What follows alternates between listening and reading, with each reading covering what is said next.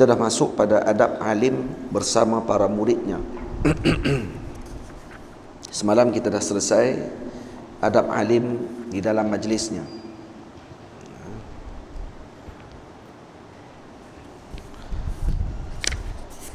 Hari ini kita masuk pada adab alim bersama para muridnya. Alim itu ikhlas dalam didikannya, tidak membezakan antara muridnya.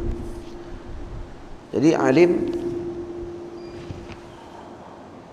perlu yang pertama ikhlas di dalam mendidik para muridnya,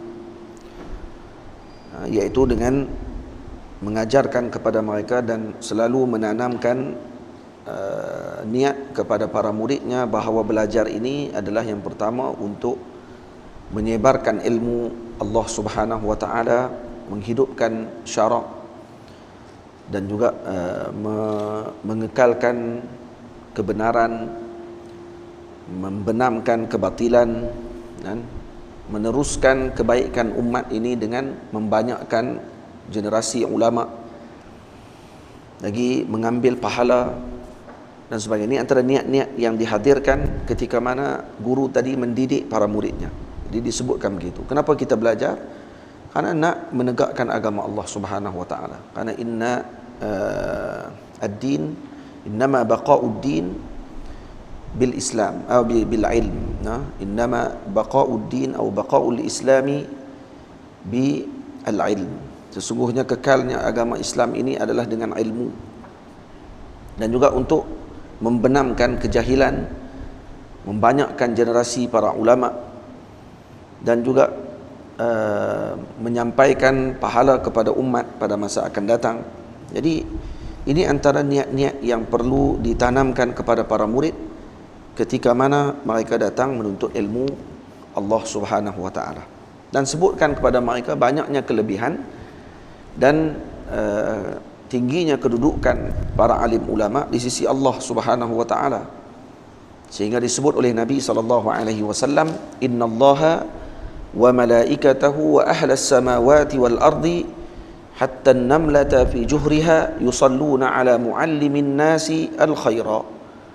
Sesungguhnya Allah, innallaha wa malaikatahu wa ahlas samawati wal ardi, Allah, para malaikat sesungguhnya, dan ahli langit dan bumi, hatta namlata fi juhriha, sehingga semut yang berada di dalam lubangnya, yusalluna ala muallimin nasi al khaira, mereka akan berselawat kepada orang-orang yang mengajarkan manusia ini dengan kebaikan.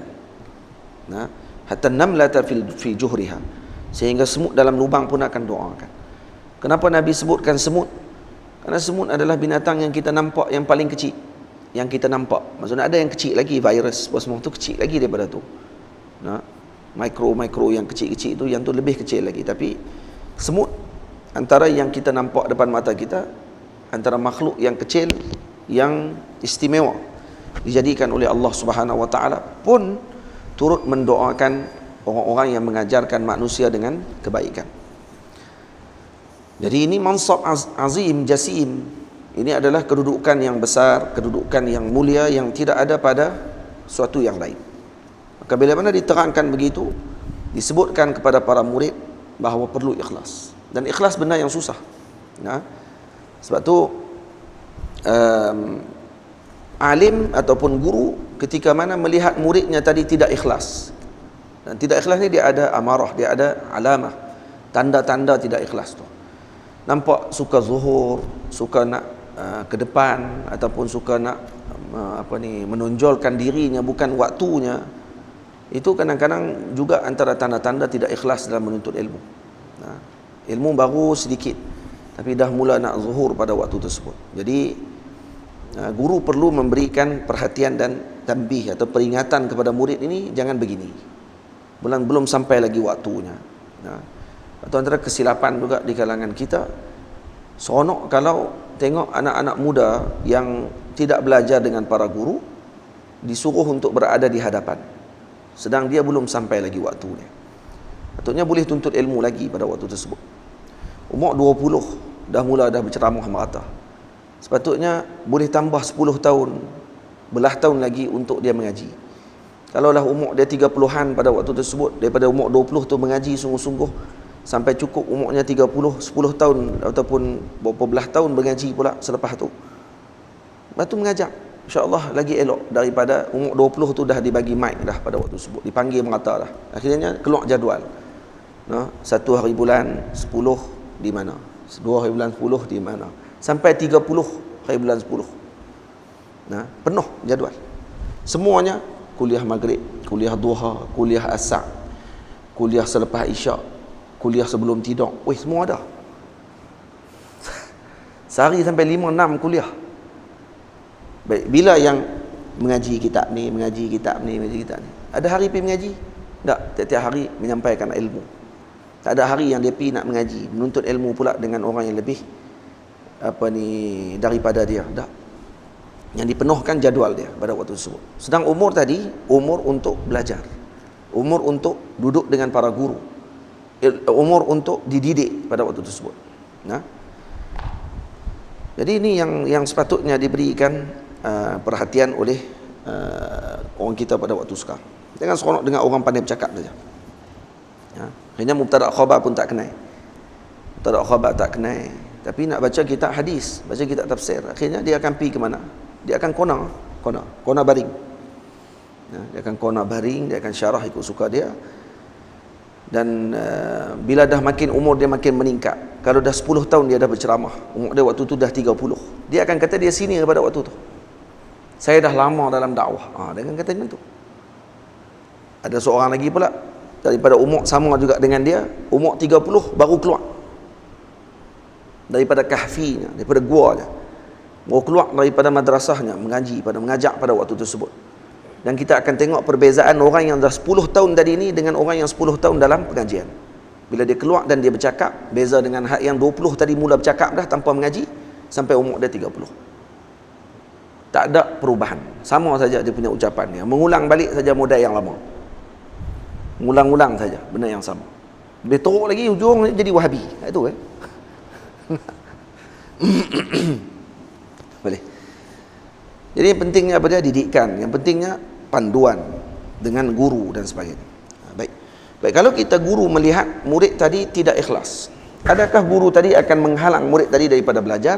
Tidak. Kata Al-Imam Badruddin Ibnu Jama'ah, guru tidak akan menghalang daripada mengajar muridnya kalau murid tersebut didapati tidak ikhlas ataupun ada tanda-tanda tidak ikhlas dalam menuntut ilmu. Dan ikhlas dalam menuntut ilmu diharapkan, karena itu akan menghasilkan barakah dalam ilmu. Tetapi kalau dengan berkat ilmu, kalau disuruh mengaji lagi, insya-Allah nanti akan datang ikhlas. Itu kata sebahagian ulama, antaranya Al-Imam Hujjatul Islam Al-Ghazali radhiyallahu taala anhu, kata beliau, talabna al-ilma li ghairillah fa aba an yakuna illa lillah. Kami pada mulanya menuntut ilmu bukan kerana Allah, fa aba an yakuna illa lillah, dan Allah tidak berkehendak dengan perkara tersebut melainkan dijadikan kami ikhlas kerana Allah Subhanahu wa taala. Jadi makna dia pada sini, mula-mula mengaji tidak kerana Allah, tapi disebabkan kerana barakah ilmu, barakah sohbah, barakah berada dengan guru, maka nanti akan penghujungnya kepada Allah. Faham tak? Ada kadang dia datang mengaji sebab apa? Sebab dia kagum dengan guru tu.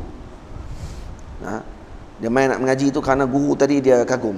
Dia nak duduk dengan guru tersebut, nak mengaji betul-betul. Dia nak jadi macam guru tersebut. Dia tengok guru ni dimuliakan, dihormati, dan dia pun teringin nak jadi macam tu. Teringin nak jadi macam tu. Mula-mula mengaji kerana tu. Tapi kalau dia ikhlas, dia cuba latih diri dia untuk dididik. Lepas tu bila menerima, saya sebut dah semalam, kalau kita dah terima diri kita sebagai murid untuk dididik, jangan berasa hati dengan guru kita. Jangan rasa merajuk bila guru kita marah kita. Tapi ramai di kalangan murid yang ketika dia datang nak dididik, guru dia marah dia ketika dia melakukan kesilapan, dia merajuk pula dengan tok guru dia. Terbalik. Dia pula merajuk. Maksudnya nak kena guru dia pula, nak kena khidmat dengan dia, menjaga hati dia. Faham betul tu? Ini salah.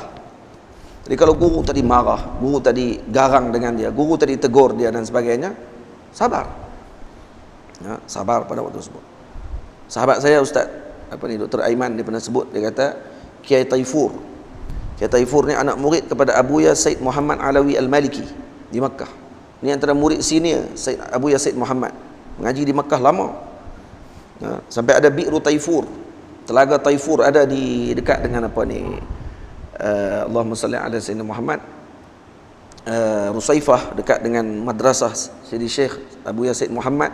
Ada telaga, yang telaga tadi setelah solat istikharah, Kiai Taifur tunjukkan telaga di tempat tersebut, kerana dia mimpi jumpa Rasulullah ada dekat tempat tadi. So ada dekat tempat yang dia mimpi tu, maka dikorek di situ, keluar ayat. Kawasan tu tak ada ayat. Jadi Abuya suruh anak murid dia ni semayang hajat, dan malam tu semayang hajat. Esoknya mimpi, malam tu mimpi tengok Rasulullah ada di tempat satu tu, di dalam kawasan madrasah. Dia kata mungkin di situ tempat dia.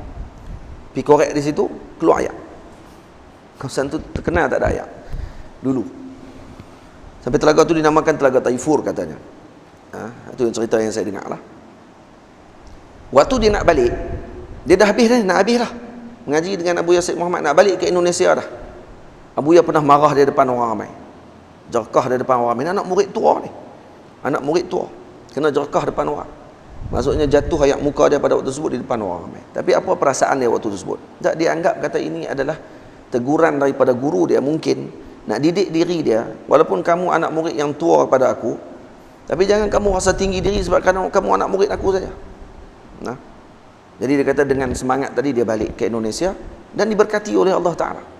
Tapi cuba kalau kita mengaji lama tengok dengan Tok Guru tu, dia tengok Tok Guru jerkah kita depan orang, dia kata amboi, tak ingat dah kita duduk dengan dia lama, jerkah kita depan anak-anak murid baru.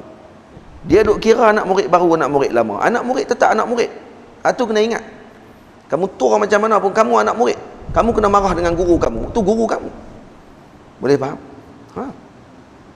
Jadi tu apa ni, sunnah yang ada dalam pengajian, dalam ilmu macam tu. Kita nak buat macam mana? Boleh? Jadi sebab tu kalau ikhlas tadi datang, insya-Allah dia tak akan berasa perasaan macam tu kepada guru dia. Kemudian dia akan ajar kepada murid tadi kepentingan ikhlas. Tapi setelah diajar, tetap juga dilihat alamat tadi tidak berubah, masih lagi kekal dalam keadaan yang sedemikian, maka perlu guru tadi mendoakan kepada Allah, moga-moga Allah Ta'ala angkat daripada murid tersebut perasaan yang tidak baik tadi. Moga-moga berkat doa guru tadi akan dijadikan murid tersebut orang yang ikhlas. Jadi guru jangan lupa berdoa kepada Allah Ta'ala, sebab kita bukan yang ubah anak murid. Jadi guru punya hubungan dengan Allah lebih lagi sepatutnya. Kalau dia nak anak murid dia jadi yang baik, maka dia pun kena baik hubungannya dengan Allah Subhanahu Wa Ta'ala. Boleh? Jadi sebab tu kena ambil perhatian tentang perkara tersebut. Jadi alim itu ikhlas dalam didikannya, tidak membezakan antara muridnya. Yang seterusnya, dia tidak membezakan antara para muridnya dengan satu sama lain. Baik, bagaimana tidak membezakan murid tersebut? Dilayan mereka dengan sama rata agar tidak hasad sesama mereka. Ni. Kenapa perlu dilayan dengan sama rata? Maksudnya jangan ditunjukkan sangat kata kita lebihkan seorang daripada seorang yang lain. Boleh? Ya, kadang-kadang memang berlaku jugalah, akan mai perasaan tersebut bagi di kalangan murid, akan mai perasaan tadi. Kita dah lama dengan Tok Guru, tiba-tiba ada seorang lain mai duk khidmat dengan Tok Guru kita akan berasa hati pada waktu tersebut. Kena buang perasaan tadi. Dan guru pula jangan tunjuk sangat kata kita ni duk tunjuk dekat seorang ni saja. Tak. Yang guru dia kena bagi sama rata ya. Dia kena layan sama rata. Nak kena marah, tak kena marah, kena marah. Tak kena tegak, tegak. Tak melawak, melawak. Tak kita nak bergurau, tak ada masalah. Tapi anak murid pun kenalah berhati-hati. Dah Tok Guru boleh melawak, dia pun melawak juga macam Tok Guru melawak. Ni kira hebat ni. Tok Guru dia memang kaki melawak. Anak murid pun lah kali jadi Tok Guru juga. Melawak dengan Tok Guru dia macam dengan dia melawak dengan kawan-kawan dia. Kan tak erti agak. Kadang-kadang tak erti agak. Jadi kena layan sama rata. Sebab tu guru saya Maulana Syekh Ahmad Mamduh hafizahullah taala, yang saya perasan dengan beliau, kalau dia duduk dengan saya pergi musafir dan sebagainya, kami macam kawan. Syekh sampai kalau kata saya pergi dengan beliau ke rumah di Syekh Abdul Aziz Syahawi yang setiap hari Sabtu sebelum Syekh sibuk, Saya setiap hari Sabtu pagi kami akan naik kereta api daripada Khairah pergi ke Tonto, pergi ke Mahallah Kubra. Lebih kurang 3 jam perjalanan daripada Khairah. Pagi pukul 7.30 pagi ke kereta api. Jadi pukul 6 lebih saya dah naik taksi pergi ke Ramsis, ataupun lepas saya dah ada kereta, saya pergi awal lah. Dalam pukul 6.40 ke, saya akan tolak pergi ke Ramsis. Lebih kurang dalam 30 minit sampai di Ramsis. Saya akan parking kereta, tunggu Syekh. Lepas tu Syekh akan sampai. Kami naik kereta api sekali. Tiap kali sampai, Syekh saya akan tengok dia akan bawa plastik. Dalam plastik tu ada makanan. Makanan tu biasa dibuat oleh ibu Syekh. Kadang-kadang hari yang Syekh nak mai mengaji, esok pagi tu nak pergi ke rumah Syekh Abdul Aziz Syahawi, Syekh akan tidur rumah mak dia di Heliopolis. Kemudian mak dia akan masak makanan untuk saya dengan Syekh. Masak siap dah. Roti seorang 3 biji, jenuh pepak. Besar pula tu roti. Lepas tu memang sedap. Tak ada di kedai. Saya duduk makan kedai banyak dah, 16 tahun duduk di Mesir. Kedai ni banyak saya makan. Saya tak pernah makan makanan yang sedap macam mak dia masak. Sedap sungguh mak dia masak. Roti biasa pun sedap. Lepas tu bila sampai di Mahallah Kubra, kami akan berhenti minum teh dekat satu kedai ni. Kedai ni kedai favourite. Selalu bila berhenti mesti minum kat situ. Minum teh ke, minum kopi ke. Kemudian Syekh akan buka roti. Ni mak saya buat tiap-tiap minggu macam tu. Jadi kami ni kalau kata setiap musafir macam tu keadaan dia. Dia tak akan bagi saya bawa makanan, dia yang akan bawa makanan. Kemudian tapi kalau dalam kelas, waktu di Darul Ifta Misriyah, guru saya ahli majlis fatwa Mesir. Dan bila pergi ke kelas di Darul Ifta, kadang kalau Syekh tanya saya tak boleh jawab, marah ya. Berapa kali dah saya bagi tahu kat kamu, tu pun tak boleh jawab lagi. Kita memang macam tu, orang kadang-kadang duduk dalam kelas dengan tok guru kita, nak jawab tak erti, padahal ingat, tapi tak erti nak jawab. Tapi kalau time kita mengajar, ingat balik pula Syekh mengajar ni. Dia jadi macam tu, dia kena orang panggil dia panggil gerun. Dia ada aura Syekh tadi menyebabkan jadi terlupa terus semua benda. Dan dalam kelas Syekh tak sebut sangat pasal saya. Jarang Syekh sebut. Kadang-kadang sangat je. Kalau dengar dalam rakaman ataupun apa semua kali ada nama saya sikit-sikit je disebut. Jarang-jarang. Walaupun Syekh pernah sebut dekat saya, kata, "Anta a'azzut tullabi fi qalbi." Kamu adalah murid yang paling besar dalam hati saya. Dia kata, "Anta a'lam hadha. Anta ta'lamu hadha." Kamu tahu tentang perkara tersebut. Kamu tahu tentang perkara tadi. Jadi tapi dalam kelas dia tak ada duduk puji saya dalam kelas apa semua ni. Kerana tu bukan sikap guru yang bagus. Kalau dia duk kerja puji anak murid dia depan orang. Guru tak boleh puji sangat anak murid.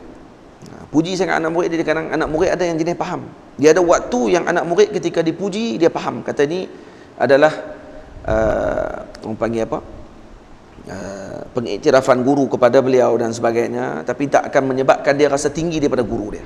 Ada murid yang kadang kalau dipuji, dia jadi naik kepala atas guru dia pada waktu tersebut. Sampai akhirnya dia akan kata dia sama dengan guru dia pada waktu tu.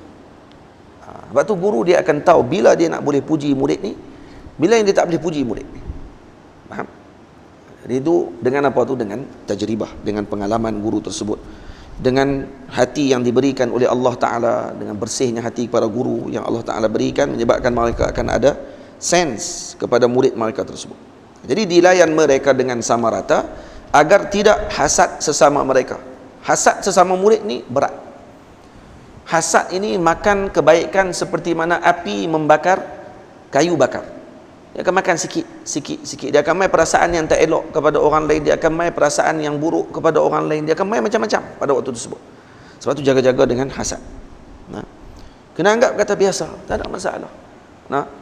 Ini guru saya dan ini pun murid dia dan sebagainya. Masing-masing kita nak mendapatkan ilmu daripada guru tersebut. Kerana dengan hasad kadang-kadang boleh menyebabkan berlakunya fitnah, berlakunya perkara yang tidak elok dan sebagainya. Ada kawan saya cerita di pondok, dia duduk di pondok dulu, kerana kawan-kawan hasad dengan dia sebab dia tok guru nak pergi mana ajak dia. Hak tu ya. Nak pergi mana ajak dia. Nak pergi mana ajak dia. Ada hak belajar di pondok ni, duk tengok tok guru je duk ajak dia ya, kami haram dia tak ajak pun. Kenapa tok guru ajak dia? Kerana dia tahu nak buat apa dengan tok guru. Bila nak ambil kasut tok guru, bila nak pegang beg tok guru, bila nak apa semua tanpa suruh. Ada anak murid tok guru duk pakai kasut, dia pun dia duk biar. Pakai diri pandai kot. Sak dah. Tok Tok Guru nak makan apa, dia bubuh dulu kat Tok Guru. Ada anak murid yang macam tu. Bukan dia nakkan perhatian, tapi memang anak murid kena buat macam tu dekat Tok Guru dia. Sebab apa? Sebab nakkan doa guru dia. Dia nakkan doa guru dia, maka dia akan buat macam tu. Anak berebut. Anak murid pakat berebut nak buat tu. Ya. Yalah kenapa? Kerana mereka berebut nak dapatkan barakah, nak dapatkan doa pada guru.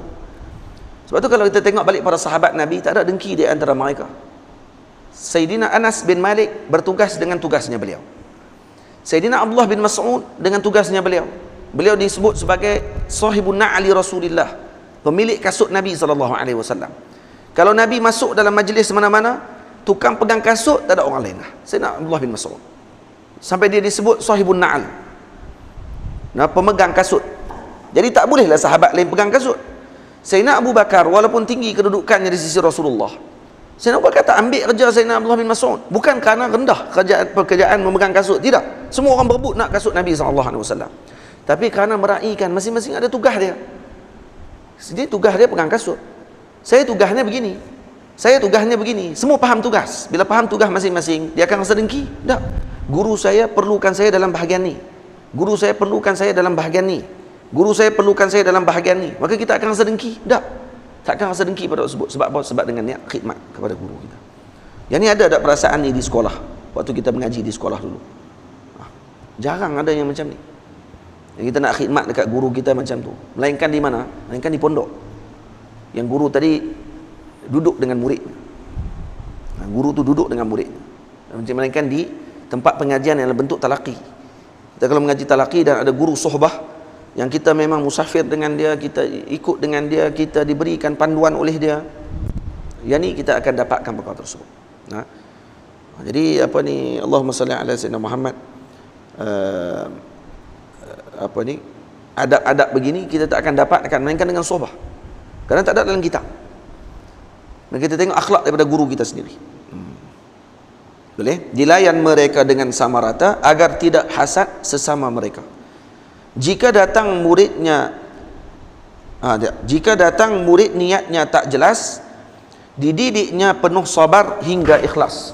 Kalau datang murid yang niatnya tidak jelas, macam saya sebut tadi, kalau datang murid tersebut yang niatnya nampak ada tanda-tanda tidak ikhlas, maka dididiknya penuh sabar hingga murid tadi datang ikhlas. Berkat ikhlasnya guru dalam mendidik, insya-Allah Allah Ta'ala akan membalikkan balik Allah Ta'ala pembolak balik hati. Allah Ta'ala akan bolak balikkan hati murid tersebut pula menjadi seorang yang ikhlas, insya-Allah. Karena tilmiz suratul syekh, murid adalah gambaran gurunya. Kalau gurunya ikhlas, insya-Allah akan terbit ataupun terpancar ikhlas tadi ke dalam dada murid tersebut, dan murid tadi akan jadi ikhlas. Faham? Sebab tu penting guru yang ikhlas ketika mendidik. Kalau guru tidak ikhlas, apa akan jadi? Berat. Murid tadi akan jadi biadab nanti, dibimbangi, akan jadi biadab dan tidak akan bawa rahmat kepada umat Nabi Muhammad sallallahu alaihi wasallam. Guru saya Syekh Ahmad Mamduh hafizahullah, orang yang apa ni, tegas orang dia. Kalau kata, saya pernah sekali Syekh didik saya, duk ajak saya semua ni, malam mula-mula saya kenal Syekh. Mula-mula saya kenal dengan Syekh. Jadi Syekh apa ni, satu hari tu kami balik sekali naik kereta. Saya tak ada kereta lagi waktu tu. Naik sampai di HSBC, saya minta nak berhenti Ustaz. Saya kata, Syekh boleh tak berhenti Ustaz di HSBC? Saya kata boleh. Sebab Syekh Ahmad dia akan susun pengajian saya dengan guru-guru yang lain. Dia yang akan telefon Syekh Ali Soleh waktu tu 10 tahun yang lepas ni, cerita dia 10 tahun yang lepas. Dia telefon Syekh Ali Soleh, dia kata ni saya ada anak murid namanya Muhammad Nazrul daripada Malaysia.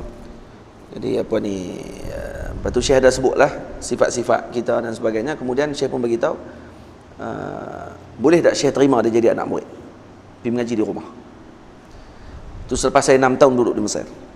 Kemudian Syekh Ali Soleh kata nanti dia apa ni, dia tengok dulu, dia istikharah dulu. Jadi tak sampai seminggu lebih kurang, Syekh pun bagi tahu balik dekat Syekh Ahmad, kata saya dah diterima jadi anak murid. Jadi saya pergi rumah lah, pergi mengaji di rumah seorang-seorang. Itu yang saya duduk dengan Syekh Ali Soleh 10 tahun. Daripada siapa yang kira? Syekh Ahmad Mamduh yang kira. Dia yang kirakan saya dengan Syekh Ali Soleh untuk pergi mengaji di rumah. Jadi mengaji kitab Nahu lah, daripada rendah kitab Nahu sampai ke Ibnu Aqil. Daripada kitab Balaghah yang kecil sampai ke kitab-kitab yang Balaghah yang besar-besar sikit. Kemudian tafsir dalam ilmu adab dan sebagainya dipelajari dengan Maulana Syekh Ali Soleh hafizahullah ta'ala. Kemudian Syekh akan telefon pula Syekh ni, Syekh bawa saya berjumpa dengan Syekh sekian, Syekh bawa saya musafir pergi ke Makkah, jumpa dengan para masyayikh di Makkah, mengaji, ikut sekali dengan Syekh dan sebagainya. Jadi waktu mula-mula saya kenal dengan Syekh, sebab Syekh akan tanya dekat saya, kamu nak bagi berapa dekat Syekh Ali Soleh? Syekh Ali Soleh ni orangnya miskin. Dia miskin. Rumah dia kamu tengok memang kecil sungguh. Memang Syekh Ali Soleh miskin orang ni.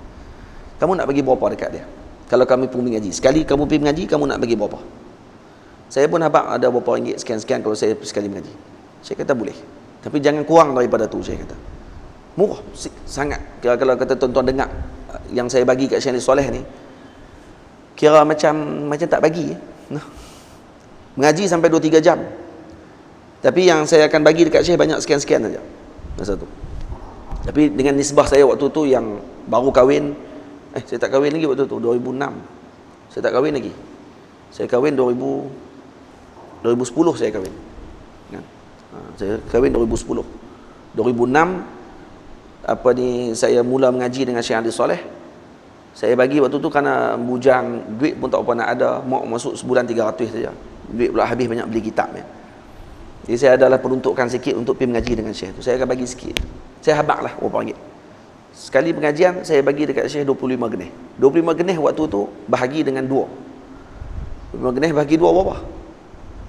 Dengan apa? RM11, RM10 lah. Kira RM10. RM10 2 jam pengajian.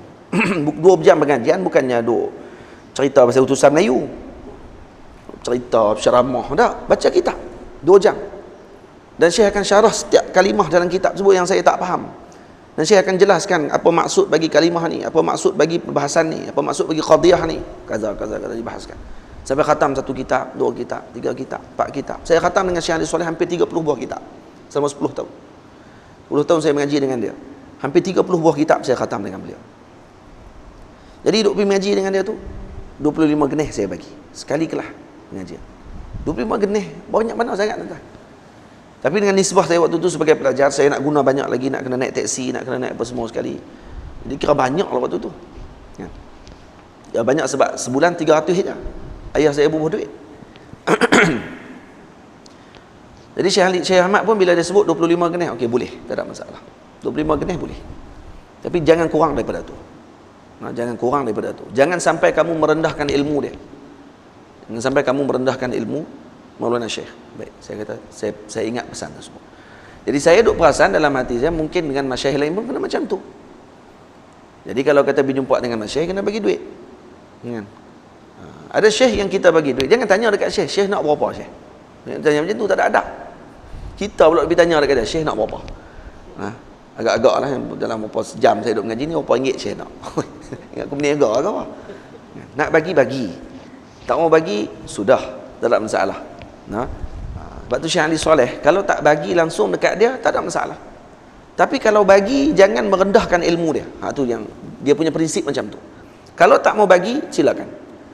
Kalau bagi, jangan rendahkan dia. Jadi adalah isu pernah berlaku saya dengan Syekh Ali Soleh, ada sikit berlaku kesilahfahaman. Sampai Syekh Ali Soleh yang Syekh Ahmad Mamduh yang tolong selesaikan isu tersebut. Saya pernah sekali saya ikut kawan saya, anak kepada Habib Umar Jailani. Anak Habib Umar Jailani nama Habib Hamid. Said Hamid ni datang daripada Makkah, duduk 6 bulan di Mesir, semata-mata nak mengaji dengan Syekh Ali Soleh. Dia main nak mengaji nahwu ya dengan Syekh Ali Soleh. Maksud Syekh Ali Soleh punya nama ni sampai ke Mekah dah lah.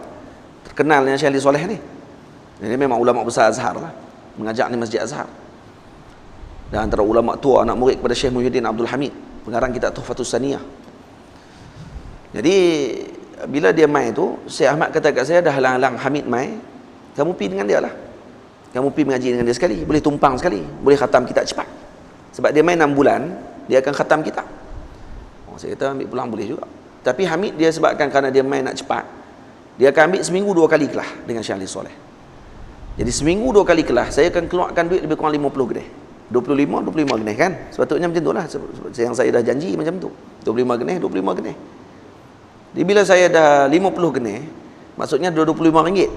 RM25 kali dengan 4 minggu, dah RM100.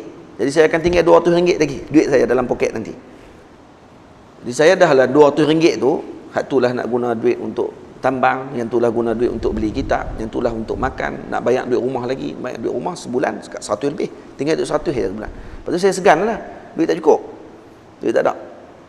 Jadi saya nak buat macam mana lah, saya kata. Akhirnya saya pun dah kata, dah alang dengan Hamid, baik saya kurangkan sikit duit saya tadi, kemudian saya gabung dengan Hamid lah duit, kira dua orang gabung. Saya dah fikir seorang macam tu. Akhirnya saya bagi berapa? Saya bagi kurang daripada 25. Syekh Ali Soleh matanya tak nampak. Dia mata tak nampak. Dia kena tengok dekat baru dia nampak Syekh Ali Soleh. Tapi kalau bagi duit dekat dia, dia pegang, dia tahu duit tu berapa ringgit. Retah sama ni tuan-tuan. Dia pegang, dia tak tengok. Dia pegang, dia buh dalam poket, dia tahu dah berapa ringgit. Nah. Satu hari saya bagi kat dia 10 ringgit tu kelas yang kedua. Saya pergi dengan dia, saya bagi 10 genih. 10 genih ni sama dengan apa? 5 ringgit. Saya bagi 10 genih. Sebab apa? Sebab saya pergi 2 kelas. Saya duk fikir balik, kata duit tak pun nak ada apa semua ni, saya bagi 10 genih kat saya. Saya ambil, saya tak tengok. Pegang. Sebab saya bagi tu pun sini, belaga tangan dengan tangan. Memang tak nampak. Saya pegang duit tu, buah dalam poket. Lepas tu Syekh tanya, ada nombor telefon Syekh Ahmad? Saya tanya kat saya, nombor telefon Syekh Ahmad ada? Saya kata ada. Tolong tulis tak? Syekh Ali saya kena tulis, dia besar-besar tulisan. Sebab Syekh tak nampak. Dia ada buku, tulis buku bagi buku log. Nak Syekh memang siapkan untuk tulis apa ni, orang panggil nombor-nombor telefon.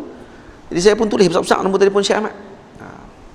Kemudian Syekh Ali Soleh kata dekat saya, dia kata dekat saya, Muhammad, kitab ni tinggi dengan kamu tak sesuai main kelas ni. Nanti saya bagi tahu balik nanti bila kelas yang sesuai untuk kamu. Saya tak tahu rupa-rupanya tu adalah penolakan secara halus oleh Syekh. Syekh nak tolak saya, tak mau bagi saya jadi anak murid. Saya kata, kitab ni tinggi, kamu tak sesuai kitab ni. Nanti jangan main lagi dengan Hamid, nanti saya akan susun naik kelas kamu. Maksudnya Syekh dah tolak saya dah tu sebenarnya. Tapi saya tak perasan. Saya balik. Malam tu Syekh Ahmad telefon saya. Syekh Ahmad telefon saya kata, kamu buat apa dekat Syekh Ali Soleh? Muhammad. Saya kata, saya buat apa? Kamu buat apa? Kamu fikir balik kamu buat apa?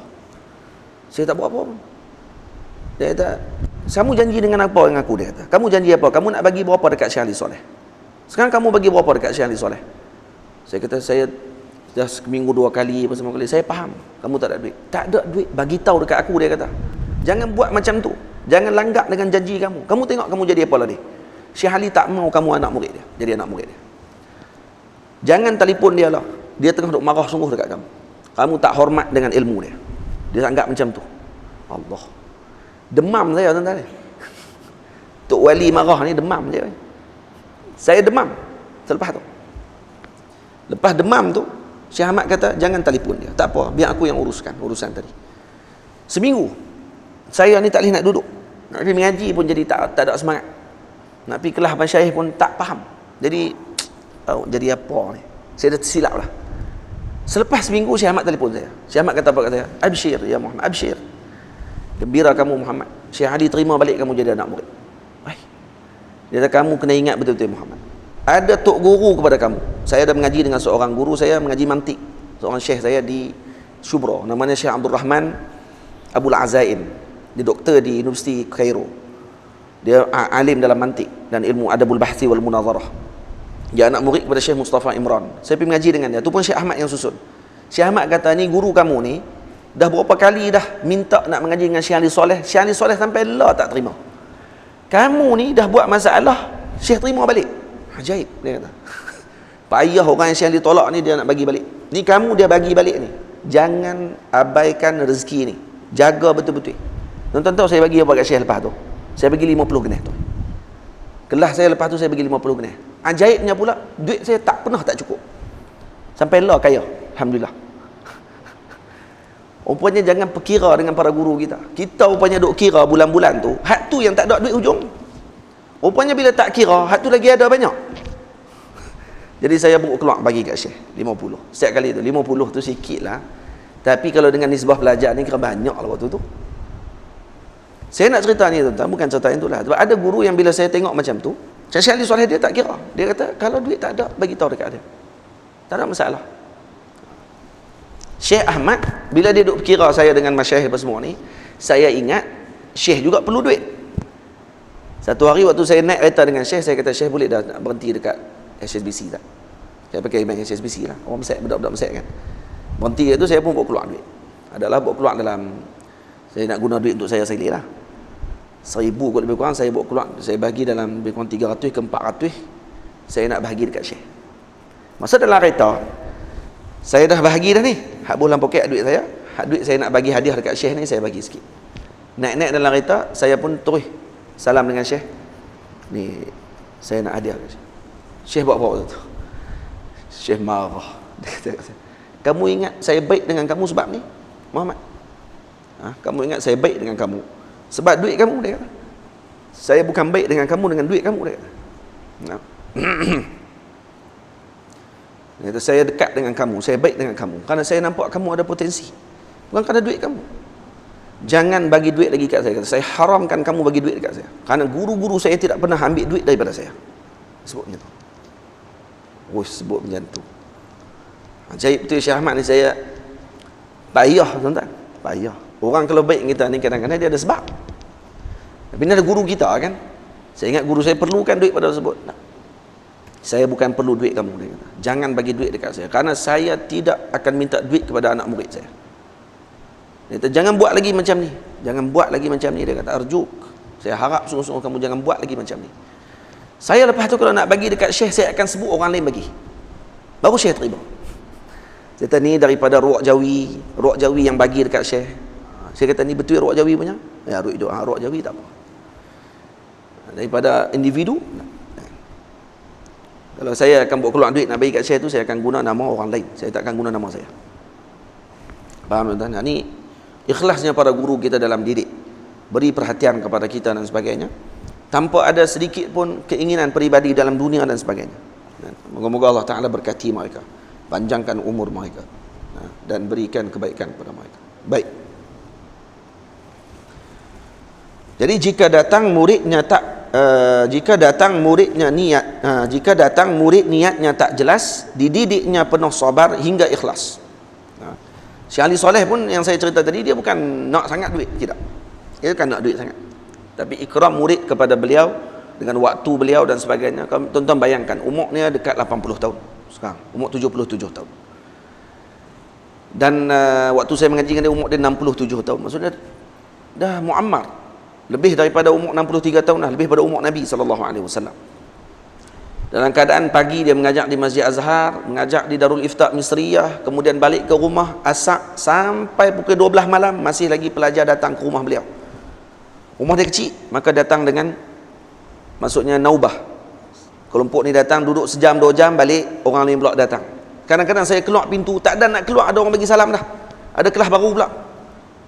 Yang datang bukan orang biasa, para masyayikh, guru-guru. Ahli majlis fatwa Mesir pun datang mengaji dengan beliau.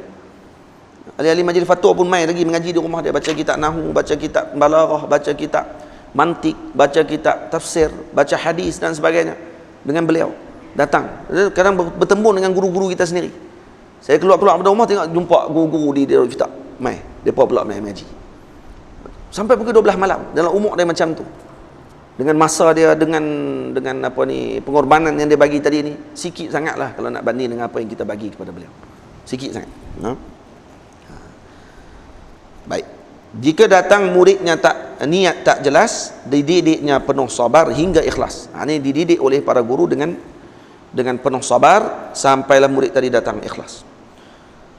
Sebab tu tuan-tuan yang dirahmati Allah, seorang tadi tidak akan jadi orang yang boleh memberikan bimbingan, didikan kepada umat kalau dia tidak pernah dibimbing sebelum tu oleh guru.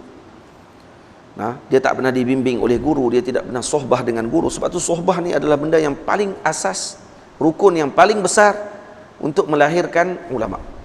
Nak jadi alim mesti dibimbing. Takkan kita tengok dalam perjalanan hidup seorang alim melainkan dia ada sohbah dengan guru yang akan mendidik dia daripada kecil sampai dia jadi betul. Maksudnya daripada kecil ilmu dia sampai dia menjadi orang yang membimbing umat. Mesti kita akan tengok dia ada perjalanan dengan guru dia, dia duduk berapa lama dengan guru dia, begitu. Bukan dengan YouTube. Para muridnya tidak akan diabaikan, diperhati akhlak juga perbuatan. Para muridnya tak akan diabaikan olehnya. Dia akan tengok semua akhlak dan perbuatan para muridnya. Ditegur kalau tidak betul, ditegur kalau tidak kena. Waktu musafir kami ke Makkah Al-Mukarramah, waktu nak turun tangga dia macam ni, tangga turun, tangga naik, kan? Jadi kami mengaji kitab Minhajut Talibin dengan Sayyid Ayub Ahdal, anak murid kepada Syekh Abdullah Sa'id Lahji, mengajar di Saulatiyah di Makkah Al-Mukarramah.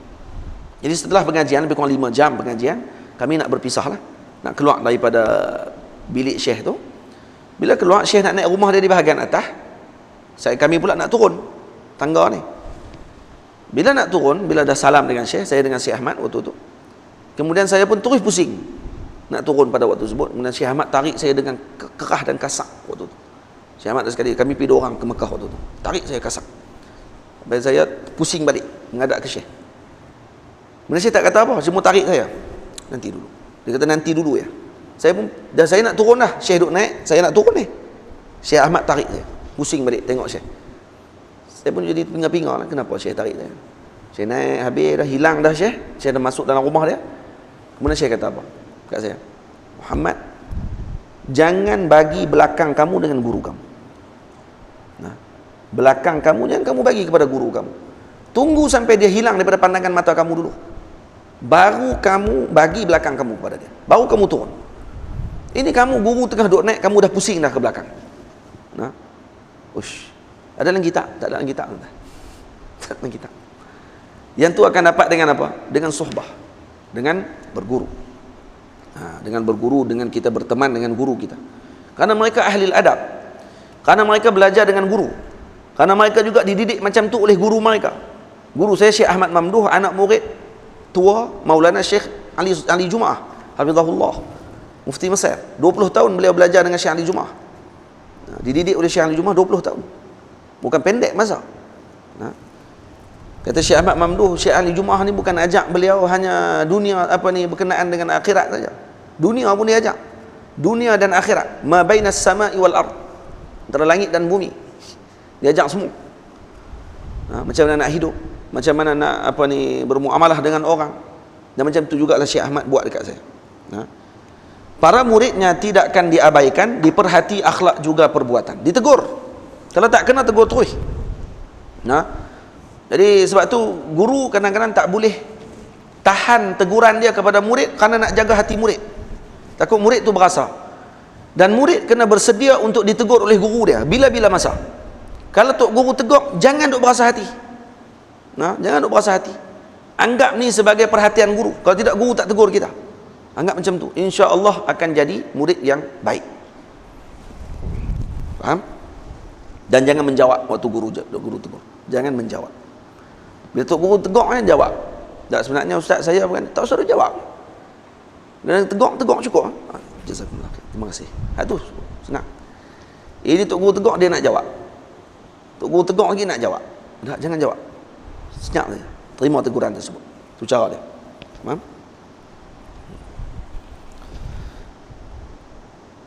Tapi guru saya Syekh Ahmad Mamduh, kalau dia tegur saya depan orang ramai, ada pernah sekali dia tegur saya, ada sekali saya buat silap sikit. Kemudian dia marah saya. Marah. Ustaz Airul ada sebelah saya waktu tu. Ustaz Airul kata, Syekh, cukup Syekh. Tu Syekh Muhammad nak teriak dah tu. Saya waktu tu mata dah berkaca dah. Syekh kata, aku tahu. Dia anak murid aku. Dia nak teriak, dia teriak. Aku suka dia. Saya tak teriak lah. Tapi rasa orang panggil apa? Tak berasa hati. Dan lepas tu Syekh tanya kat saya, kamu berasa hati dengan aku Muhammad? Tak berasa. Tapi dah bila kena paku tu, memanglah dia akan main lah. Perasaan, bukan perasaan berasa. Perasaan masa tu malu masa tu. Malu, kita orang tua. Dah lama duduk di masjid, lepas tu kena marah. Kan tak malu kan? Lepas tu saya jarang pergi mengaji kalau saya nak pergi mengaji Quran dengan masyayikh, saya akan mengaji dengan guru Quran yang seorang-seorang saya pergi. Saya takkan pergi kalau ada anak murid lain. Anak murid saya pergi mengaji, tengok saya pergi mengaji juga. Lagi syekh tu sepak saya lagi. Habislah saya. Ada seorang syekh nama Syekh Abdul Azim, Allah yarhamuh, syekh meninggal dah. Syekh Abdul Azim ni garang orang dia. Anak murid saya Syekh Ustaz Zaki. Ustaz Zaki anak murid dia lah, anak murid Syekh Abdul Azim. Syekh Abdul Azim ni kalau salah baca je sepak terus. Tangan dia laju. Kalau anak murid tu duk rasa Syekh nak sepak belah ni, rupanya dia sepak belah ni. Dia punya laju tangan dia. Kadang-kadang anak murid duk rasa macam Syekh nak main belah ni lah. Kawan duk tepis dia tu tengok main belah ni. pang kena muka. Memang ada spok. Saya bila dengar kena spok ni saya tak pi. Saya kata kalau pi lagi tengok ada anak murid kita. Dia tengok baca bismillah tak kena, ada pang kita tak lagi.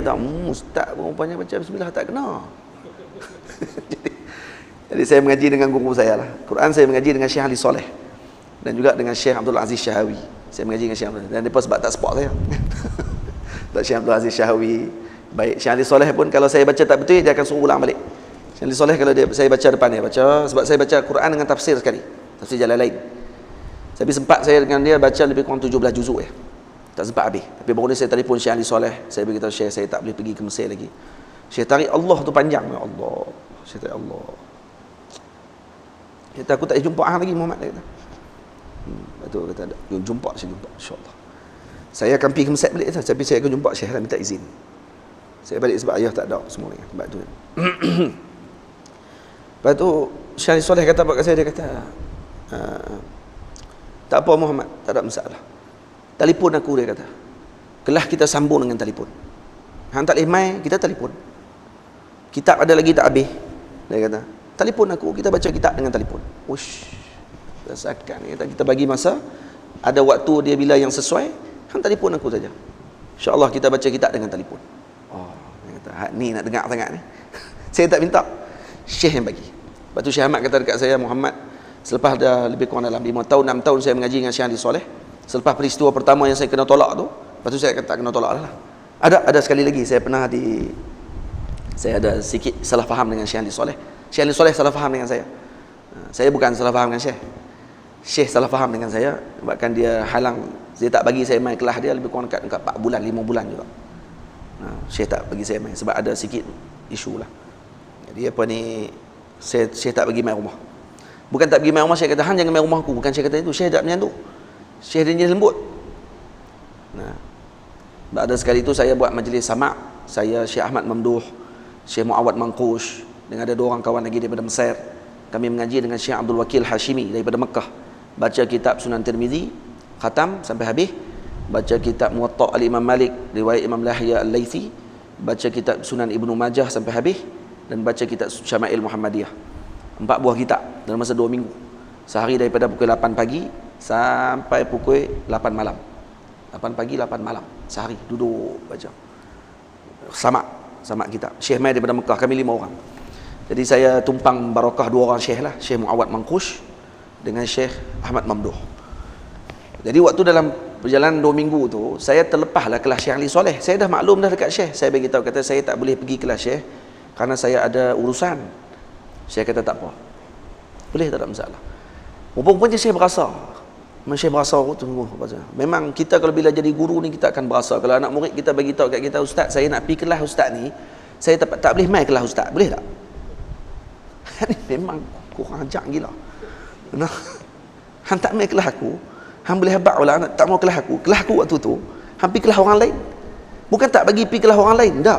Bukan tu perasaan seorang guru, tak. Tapi janganlah ganti kelas yang hang duk mai selalu tu. Hang dah mula zamah dengan guru tersebut, dah selalu dengan guru tadi, tiba-tiba hang pergi kelas dia, tinggal kelas aku. Dia akan main perasaan tu sebenarnya. Saya dah maklum kat Syekh, saya kata Syekh saya tak boleh nak main kelas. Syekh boleh terima kalau saya di luar daripada Kairah. Tu Syekh boleh terima. Masalahnya saya dalam Kairah. Kalau Syekh saya bagi tahu kat Syekh saya terpaksa musafir, saya ada sama' hadis di luar daripada Kairah. Tu insya-Allah Syekh terima. Saya kata tak apa, sebab tu luar daripada Kairah. Tapi dalam Kairah, dan Syekh tahu saya dalam Kairah. Tapi tengok saya tak main kelas dia. Rupanya Syekh berasa hati. Lepas tu saya berjumpa dengan Syekh. Bila saya tanya kat Syekh, Syekh kelas kita yang hari Ahad macam mana Syekh? Tak apa dulu, aku sibuk Muhammad. Dia kata. Saya tahu dah Syekh memang tak mau. Saya selepas dah berapa tahun dah dengan Syekh, jadi saya faham dah Syekh. Kalau dia buat macam tu, saya tahu ni mesti baik dengan saya ni. Syekh ni merajuk ni, tahu dah. Saya pujuk dia lepas tu, saya kata Syekh ada apa-apa nak makan apa semua? Tak, saya tak mau apa. Saya jawab macam tu, saya tahu dah. Saya tak mau apa. Lepas tu saya pergi jumpa dia di kelas, saya main kelas dia di Masjid Azhar. Kelas umumi lah.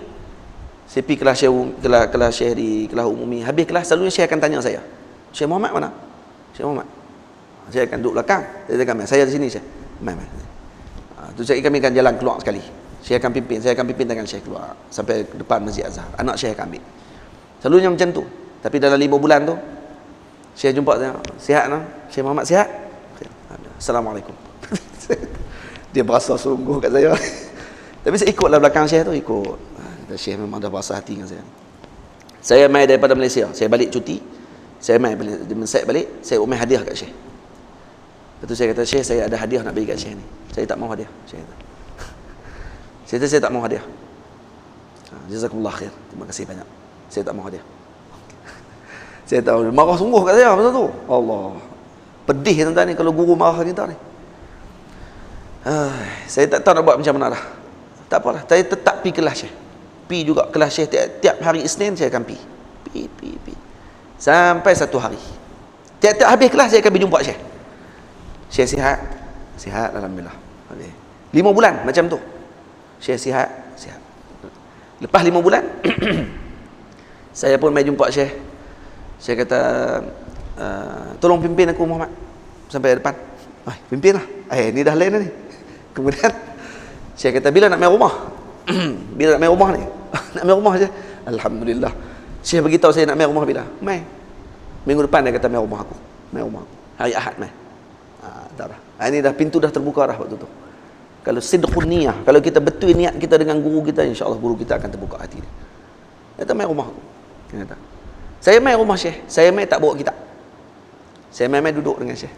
Syekh kata, macam mana sihat? Keluarga sihat di Malaysia? Mak ayah sihat? Mak sihat. Saya kata, alhamdulillah Syekh.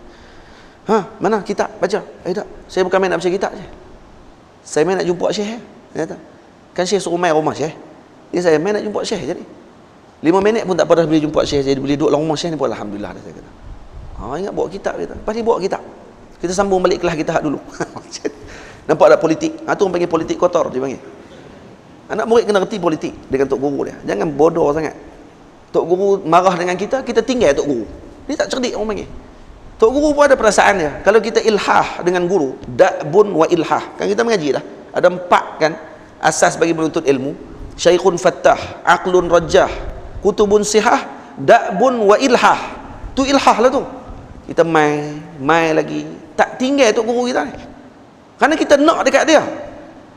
Kalau tok guru merajuk dengan kita tinggal tok guru, kita biar pergi kat dia. Siapa dia nak kat siapa ni? Kamu perlu dekat saya ke saya perlu kat kamu? Kamu tak mai kat saya tak heran pun. Yang perlu tu kamu. Kita mai kat Syekh. Mai rupa-rupanya tu barakah betul. Saya ni kitab Nahu lama tak buka. Tapi kalau buka sekali saja, saya akan ingat balik macam Syekh Ali Soleh mengajar. Kalau lama tak buka pun, buka balik macam Syekh Ali mengajak balik, saya akan teringat. Bukan saya mengajak macam Syekh Ali Soleh, taklah. Tapi saya akan teringat balik yang Syekh Ali duk mengajak dekat saya tu. Berkat Syekh Ali Soleh ni, masya-Allah tabarakallah. Itu antara kisah-kisah lah, saja cerita. Cerita ni orang panggil apa? Pengalaman. Pengalaman ni pada mengajar kehidupan kita. Macam mana kita nak muamalah dengan guru kita. Yang ni siapa ajak saya ni semua ni? Tok guru saya, Syekh Ahmad Mamduh hafizahullah. Syekh Ahmad yang ajak saya politik ni semua. Politik bukan kepartiannya no. Ni pun politik juga Bukan senang nak dekat dengan guru kita. Syekh Ahmad Mamduh pernah jumpa dengan Syekh Abdul Jalil Qaranshawi. Dia duk pergi mengaji dengan Syekh Abdul Jalil Qaranshawi ni di masjid di universiti, di kuliah. Ni Syekh Abdul Jalil Qaranshawi ni digelar Syafi'i Saghir dipanggil. Digelar Syafi'i Saghir. Bila pergi mengaji dengan Syekh Abdul Jalil Qaranshawi, Syekh Ahmad pernah minta dekat Syekh Abdul Jalil Qaranshawi nak mengaji dengan dia kitab di rumah. Syekh Abdul Jalil kata, aku sibuk, aku tak ada masa, hang pun tahu aku macam mana. Tak boleh mengaji. Syekh Ahmad Mamduh buat apa dengan dia? Tiap-tiap hari kelas Syekh Abdul Jalil Qaranshawi, Syekh Ahmad akan tolong bawa beg Syekh. Kalau kata Syekh nak balik, dia orang tua dah, akan bawa sampai ke masjid, ke stesen bah. Syekh naik bah, bawa naik ke sampai stesen bah. Kadang-kadang Syekh naik bah sekali. Kebanyakan tiap-tiap hari Syekh akan naik bah sampai rumah Syekh. Lepas tu Syekh akan balik rumah dia, jauh. Syekh Abdul Jalil Qaranshawi duduk di Hayu Sabit. Syekh Ahmad Mamduh duduk Heliopolis. Bukan dekat. Pipi hantar dulu sampai ke rumah. Dan tahu berapa lama dia buat macam tu? Setahun macam tu. Selepas setahun Syekh Abdul Jalil Qaranshawi kata apa? Ahmad, kamu nak baca kitab apa dengan aku? Mai rumah. Tak payah minta. Syekh akan panggil mai rumah. Betul-betul. Dia orang panggil apa? Politik kotor. Dia panggil. Itu cara kita dengan tok guru kita tu, kena jaga, kena ambil tu. Semua tu daripada mana? Daripada pengalaman. Kalau kita tak mengaji, tak bersuhbah dengan guru, kita takkan tahu benda tu. Kita duk ingat bila tok guru dah berasa hati dengan kita, kita pun tinggal tok guru tu. Biar pergi kan. Dia ada berasa hati kan. Biar pergi kat dia. Lama-lama dia okey. Oi, lama-lama dia okey. Tak kena telefon tok guru kita, tanya khabar dia walaupun dia nak marah kita. Saya dah marah kat seorang anak murid saya ni dulu. Ada seorang anak murid yang saya marah kat dia betul-betul. Dia telefon, saya tak angkat. Dia hantar mesej, saya tak balas. Saya buat tak tahu. Tapi dia suka tanya dekat kawan dia. Ustaz macam mana? Ustaz sihat ke? Yang ni lah adik saya. Adik saya kawan dia. Jadi dia duduk tanya kat adik saya macam mana? Ustaz macam mana? Dia marah saya kat saya lagi ke? Dia sihat ke? Macam mana? Apa semua. Dia duduk tanya je. Saya duduk tanya. Asyik duduk tanya. Lepas tu adik saya akan cerita kat saya. Ni, dia duduk tanya. Tanya sihat tak sihat. Dia kadang telefon duduk sebelah saya. Saya duduk dengar suara dia. Macam mana Ustaz? Ustaz macam mana? Sihat ke Ustaz? Kadang dia tak tanya marah kat dia tanya sihat tak sihat. Tu. Tok guru ni lama mana nak bahasa hati dengan anak murid. Dah kali. Lembut balik. Jadi satu hari dia hantar mesej kat saya pun balas balik. Dia kata, macam mana sihat? Semua okey ke? Oh, dia apa? Boleh tidur terus malam tu. Padahal tidur dah sebelum tu pun. Ajar dia ayat dia. Saya malam ni boleh tidur tak? Sembang. Cara politik kotor macam tok guru dia juga. Jadi politik ni kena mengaji. Itu saya ambil dengan para guru kami. Kenapa? Kerana nak jaga hati para guru kita. Kerana nak ambil barakah daripada mereka. Itu saja tujuan dia. Dan berkat guru ni besar.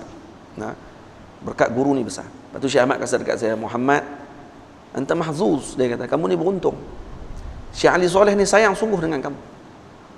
Syekh Ali Soleh sayang sungguh dengan kamu ni, dia kata. Jangan kamu buat lagi yang kamu dah buat lepas-lepas. Syekh Ahmad tahu kata apa dekat Syekh Ali Soleh. Dia kata, Syekh Ahmad cerita balik kat saya peristiwa selepas saya ditolak kali pertama tu. Syekh Ahmad telefon Syekh Ali Soleh. Dia kata, Syekh silap faham dengan Muhammad ni. Dia bukan macam tu. Dia ni kata Syekh pula duk puji saya. Satu sifat-sifat manaqib dikeluarkan. Sebab Syekh Ahmad kata, dia ni siapa dia? Dia ni macam mana? Dia ni macam mana perangai dia? Dia ni macam mana? Dan kalau kamu kenal dia Syekh, kamu akan sayang dengan dia. Kamu jangan tolak dia apa semua sekali. Lepas minggu Syekh terima. Syekh kata, jangan buat lagi. Syekh kata, ni kamu dah beruntung sangat tadi. Payah dah Syekh Ali Soleh nak terima balik orang ni. Jadi kamu diterima balik ni, maksudnya kamu ni beruntung. Kena ambil perhatian, ambil berat sungguh-sungguh. Saya cerita ni sebab teringat kat mereka. Itu aja. Yang teringat kat mereka. Baik. Selalu bertanya khabar tidak jemu agar sentiasa atas jalan ilmu. Jadi guru kena tanya selalu kepada anak murid dia. Macam mana pengajian? Kalau dah murid tadi dah besar, dah boleh dah menyampaikan dakwah dan juga pengajian kepada masyarakat, tanya macam mana dengan dakwah, macam mana dengan ilmu, macam mana dengan pengajian, mengajak kita apa sekarang. Kalau anak murid tu dah ada pondok, macam mana dengan pondok, anak murid berapa orang, tanya. Ambil berat. Kita pula jangan tinggal tok guru kita. Tu. Jangan tinggal guru kita. Didiklah mereka mengikut aturan, jangan diberatkan luar kemampuan. Dididiklah para murid kita ni dengan mengikut aturannya, mengikut kepada dia punya kemampuan dan juga kapasiti murid tersebut. Jangan diberatkan murid-murid tadi dengan sesuatu yang tidak mampu bagi mereka untuk mendapatkan dapatan ilmu tersebut. Faham? Para murid itu wasiat junjungan, jangan diabaikan bimbang kemurkaan.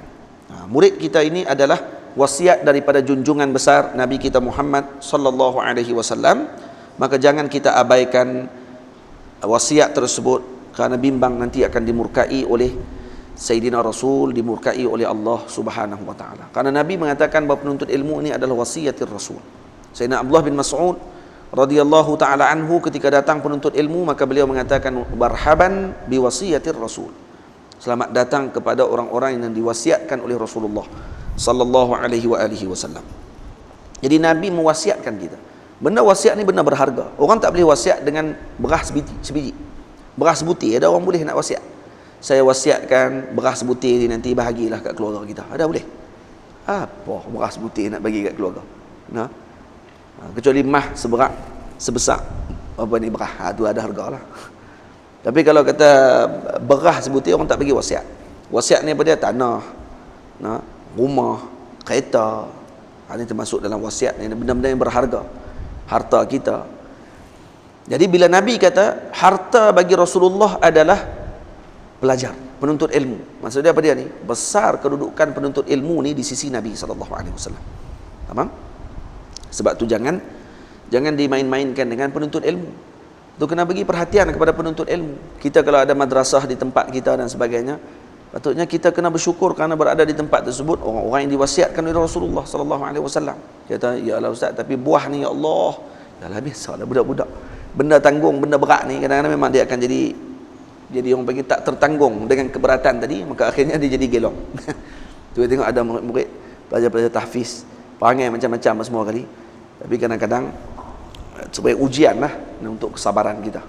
Tapi kalau kata kita Allahumma salli ala sayyidina Muhammad, anggap mereka ni sebagai wasiatnya Nabi sallallahu alaihi wasallam, kita akan menjaga wasiat tersebut dengan baik.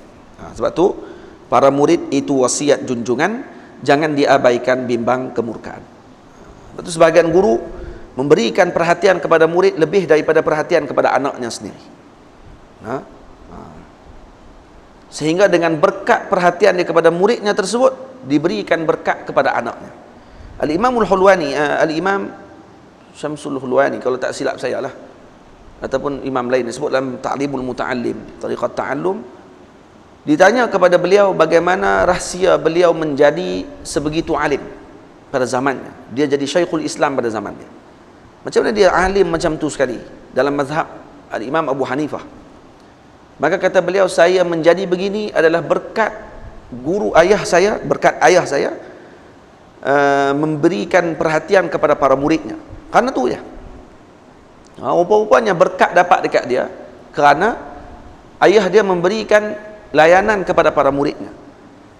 Ayah dia kalau mengajak para murid pada waktu yang biasa murid boleh terima pengajian, pukul 8 pagi contohnya, selepas subuh sampai dalam sebelum pukul 12 tengah hari contohnya lah, si ayah akan bagi masa untuk mengajar anak-anak muridnya. Manakala masa untuk mengajar kami, kata Syekhul Islam tadi, Syamsul Hulwani kalau tak salah saya lah, kalau tengok balik dalam Ta'lim Muta'allim, kata beliau, kami pula diberikan waktu oleh ayah kami pada waktu pelajar tadi tidur. Selepas tengah hari khailulah tu, waktu tidur tu ayah kami mengajak kami waktu tu, patutnya kami pun tidur juga. Tapi diberikan masa tu, maka kami pernah tanya kepada ayah kami. Kami tanya ayah, kenapa dia ajak kami pada waktu rehat macam ni? Sepatutnya waktu macam ni direhat. Tiba-tiba kamu ajak kami pada waktu ni, diberikan waktu yang tenang kepada para murid kamu. Apa kata si ayah? Anakku, dia kata, mereka adalah orang-orang yang datang musafir daripada jauh. Mereka orang yang datang untuk menuntut ilmu. Mereka tetamu. Maka saya melayan mereka dengan berkat layanan tersebut. Moga-moga berkat tadi akan mengalir kepada kamu. Rupanya sungguh waktu yang orang nak tidur tu, hak tu orang tak boleh terima waktu tu. Pengajian mana duk masuk dalam kepala. Ni kalau kita lajak sampai pukul 12, pergi terus semua. Apa? Ustaz mengajar apa tadi ni? Dia terlupa habis semua cerita Syekh Ali Soleh, Syekh Ahmad Mamduh, dia tak ingat dah. Dia ingat betul tu mazmum ya. Dia kata geram tu ustaz ni, dia tak berhenti ni. Kenapa? Dia kata macam tu, dia tak ingat lah hal yang lain tu. Nampak tak? Waktu tu sepatutnya waktu rehat. Tak. Rupanya kata beliau, disebabkan berkat ayah saya beri layanan kepada para muridnya, rupanya berkat tadi dapat kepada kami, menyebabkan kami melebihi dan juga menandingi para murid yang diberikan waktu yang luar biasa tadi. Waktu itu sepatutnya waktu untuk terima pengajian. Tapi mereka yang dapat waktu yang sikit dan kemudian waktu yang tidak sesuai pula sebenarnya pada waktu tersebut, hanya kerana berkat layanan si ayah tadi kepada para muridnya, maka akhirnya diberikan kebaikan kepada anaknya sendiri. Dan anaknya menjadi ketua para ulama pada zamannya pada waktu tersebut. Hanya kerana apa? Kata beliau, rahsianya kerana berkatnya ayah beliau melakukan akhlak yang sedemikian. Namanya macam mana? Sebab tu jangan kita abaikan dengan perkara tersebut. Guru kalau dia didik anak murid dia dengan penuh kasih sayang dan dia anggap ni lebih pada anak dia, insya-Allah anak dia nanti akan jadi baik. Insya-Allah. Kalau dia anggap macam tu. Jadi itu antara adab alim bersama dengan para muridnya. Ni sikit saja ni yang saya telah ringkaskan daripada sebahagian kalam para ulama yang disebutkan di dalam kitab-kitab para ulama. Kalau dalam kitab ni disebut dalam bab contohnya, didiklah mereka mengikut aturan, jangan diberatkan luar kemampuan. Kalau nak disyarahkan lagi, contohnya macam mana di sini disebut an yahrisa ala ta'limihi wa tafhimihi. Maksudnya guru tadi memberi perhatian untuk mengajar dan juga memahamkan murid tersebut. Apa dia? Dengan cara bibadli juhdihi wa taqribil ma'na lahu. dengan mengeluarkan sungguh-sungguh kemampuan syarahan beliau, dan juga untuk menjelaskan makna yang hampir kepada murid tersebut, min ghairi iktsarin la yahtamiluhu dhihnuh, dengan tidak membanyakkan sangat pengajian tersebut sehingga memberatkan otak murid tadi untuk terima pengajian. Lepas tu saya di pondok nanti di Zawiyah Nasiriyah, saya akan ambil sistem yang disebutkan oleh guru saya Syekh Ahmad Mamduh, seperti yang dilakukan oleh sebahagian madrasah Atiqah di Mauritania, iaitu pengajian sehari hanya 2 pengajian sahaja, pengajian yang khusus dengan para murid, 2 pengajian saja. Itu saya akan mengajak 2 mata pelajaran. Maksudnya mula daripada pagi subuh tu kalau wirid, selepas wirid lebih kurang dalam sejam, kemudian akan baca kitab. Waktu tu saya akan baca kitab hadis ke ataupun tafsir, Kutubus Sittah lah, kita akan baca Kutubus Sittah. Mula kita baca Arba'in dulu, kemudian kita akan naik Sahih Bukhari, Sahih Muslim, ataupun Sunan Tirmizi dulu, kemudian naik Sahih Bukhari, Sahih Muslim, Sunan Abi Dawud, Sunan Tirmizi, Sunan Ibnu Majah, Sunan Nasa'i. Kita akan baca, kalau sempat lah, tak tahu bila berapa tahun nak habis tu. Ada pun duduk 4 tahun ni tak balik tu. Lepas habis semua tu dalam pukul 8 atau pukul 9 pagi lebih kurang, 9-9:30 pagi, mereka akan mula datang kelas. 10 orang orang pelajar ni mereka akan main kelas. Kelas mereka akan buat berapa kelas? 2 kelas saja. 1 kelas 2 jam. Maksudnya daripada pukul 9, 10, 11, 12, 1 ataupun sampai 9 sampai pukul 12 saja. Lebih kurang dalam 3 jam saja kelas pengajian akan berlangsung, sebanyak 2 pengajian. Saya akan sebutlah mengaji apa tu, mengaji fiqh ke. Kelas ni fiqh, lepas fiqh contohnya tafsir, contoh tafsir tak mengaji kita satu. Mengaji nahwu contohnya. Fiqh nahwu. Contoh macam itulah. Kita akan bagi. Esok pun macam tu juga. Jadi saya tak akan baca sehari tu sampai 8 buah kitab, 9 buah kitab tak. Saya akan baca 2 je pengajian. Lepas pengajian tu mereka akan balik rehat. Asar baru mai balik. Asar akan baca Dalailul Khairat, wirid, kemudian akan baca musabba'at, dan setelah musabba'at baru akan baca kitab, baca kitab tasawuf. Syekh Abdul Wahab Sya'rani ke, baca kitab Imam Ibn Athaillah Sakandari ke, pengerawah asar. Lepas tu rehat. Maghrib dia akan mengaji Quran. Saya akan suruh anak murid saya seorang mengajar Quran untuk betulkan bacaan. Ambil sanad Quran.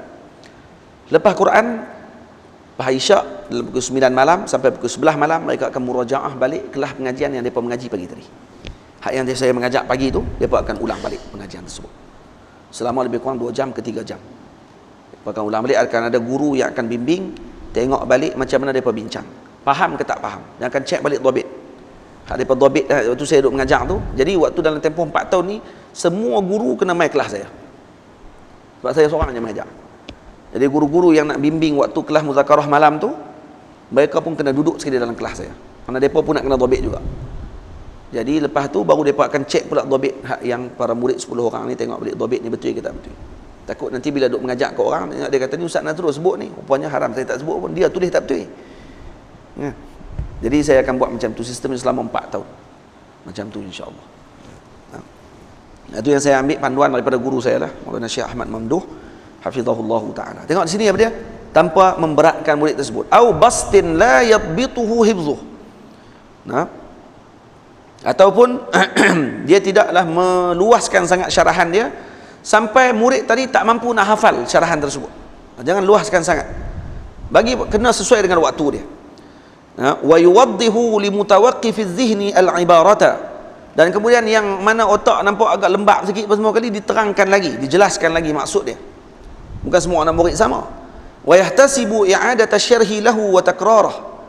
Dan kemudian yahtasib, ambil ta'anni, tenang dalam mana mengulang balik ilmu yang dia ajarkan kepada murid tersebut. Cara dia macam mana? Ni Imam Ibnu Badruddin Ibnu Jamaah dia bagi tahu cara lagi. Yabda bi taswiril masail. Yang pertama dengan apa? Dengan taswir masalah dulu. Gambarkan dulu masalah tersebut macam mana. Ini paling payah sebenarnya dalam pengajian.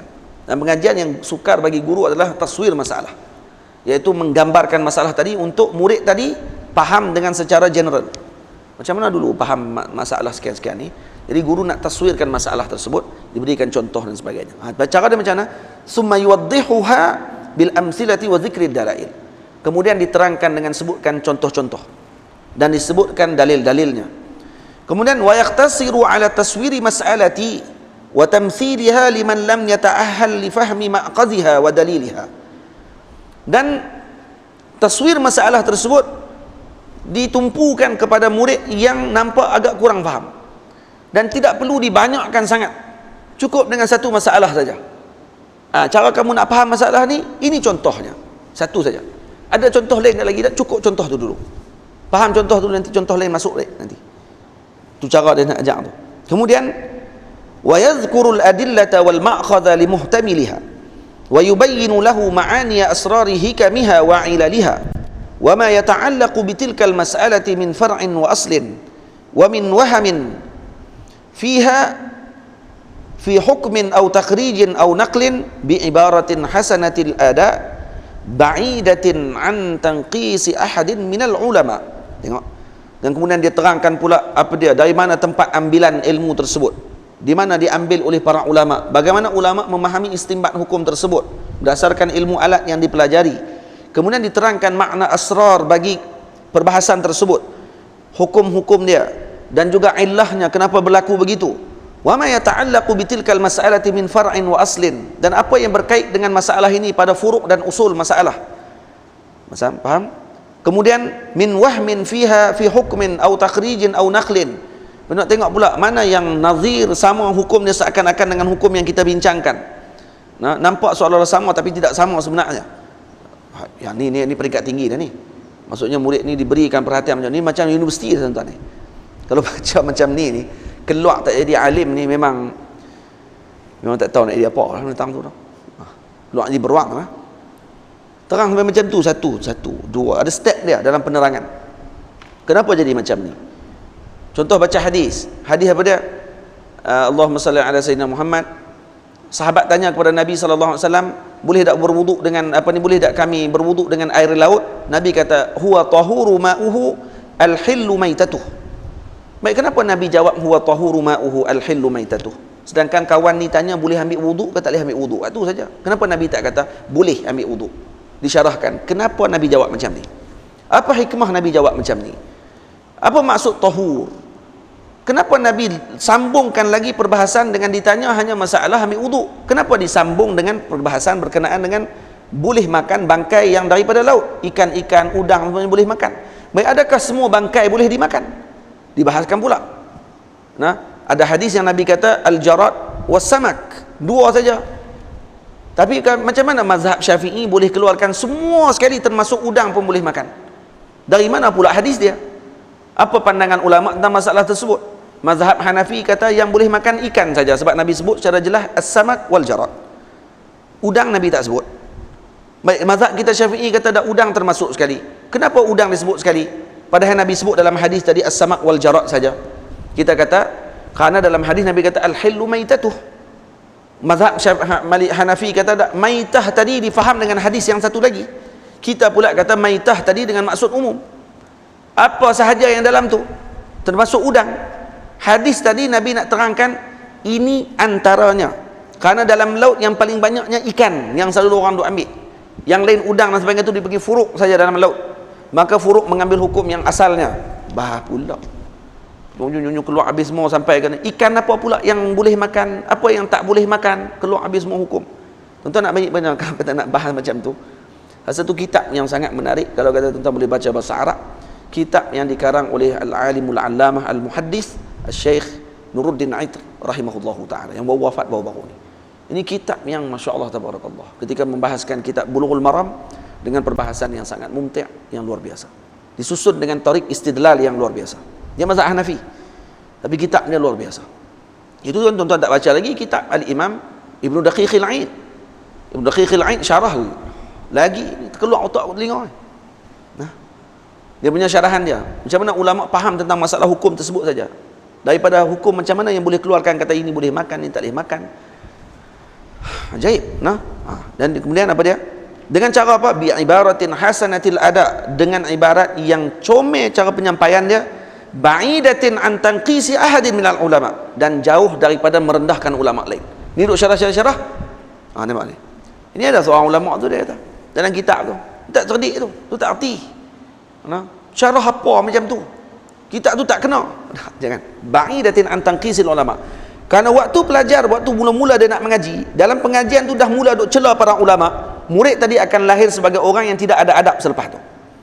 Faham tak? Jangan kata, oh saya boleh. Rupanya kita boleh nak rock orang. Tak sampai had kamu lagi pada waktu tersebut. Ada seorang mai jumpa Syekh Ali Jumaah dalam kelas. Syekh tengah duduk mengajar. Kemudian dia mai tanya dalil. Apa dalil dia Syekh yang Syekh sebut tadi? Syekh pun senyap, saya kata kat dia. Jangan tanya soalan lagi, Syekh kata. Jangan tanya lagi. Soalan yang kamu tanya apa dalil dia tu, jangan tanya lagi. Ikut kelas dulu. Syarat mai kelas aku, dia kata, duk diam dulu, dengar dulu, nanti tanya. Dan dia terima syarat tu. Dia mai selepas seminggu, dengar, tak kata apa. Dia kata, hari ni saya bagi peluang kat kamu duduk dalam masa seminggu, 2 minggu dalam kelas saya, jangan tanya apa. Ni mai tanya soalan dah. Apa dia dalil? Syekh kata macam tu. Tak sabar, jangan tanya dalil lagi. Mai dengar dulu 2 minggu, lepas tu nanti tanya dalil. Lepas 2 minggu, senyap tak tanya dah lepas tu. Lepas tu bila Syekh tanya, mana soalan? Tu kan kamu nak tanya soalan. Tak, rupanya banyak yang saya tak erti ke Syekh. Rupanya silap saya tanya awal tu. Dah lepas ikut, baru kita tahu. Bila kita nak tanya, apa yang perlu kita tanya, baru kita akan tahu pada waktu tersebut. Boleh tak? Ni ada banyak lagi ni disyarahkan. Jadi saya ringkaskan saja dalam kitab ni. InsyaAllah malam ni kita akan bertemu semula selepas maghrib dalam bab yang seterusnya, adab penuntut ilmu. Yang ada 2 bahagian dalam adab penuntut ilmu, iaitu adab penuntut ilmu dengan gurunya, yang kedua adab penuntut ilmu di dalam majlis gurunya. InsyaAllah perbahasannya pada malam ini. Aqulu qawli hadza astaghfirullahal azim li wa lakum. Saya mohon ampun, mohon maaf kalau terkasar bahasa, tersilap dalam bicara saya, terasa hati ibu dan ayah semua. Moga-moga Allah Ta'ala berkati majlis kita ini, diberikan kefahaman, diberikan kebaikan kepada pihak masjid, kepada yang menganjurkan majlis ini, yang memudahkan urusan kita di sini. Moga-moga diberikan kebaikan kepada semua. Aqul qawli hadza astaghfirullahal azim li wa lakum.